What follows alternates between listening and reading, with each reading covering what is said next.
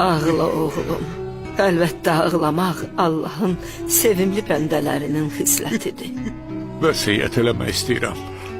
Adət, ənənəyə görə vəsiyyəti valideyn övladına eləyər. Vəsiyyətini elə.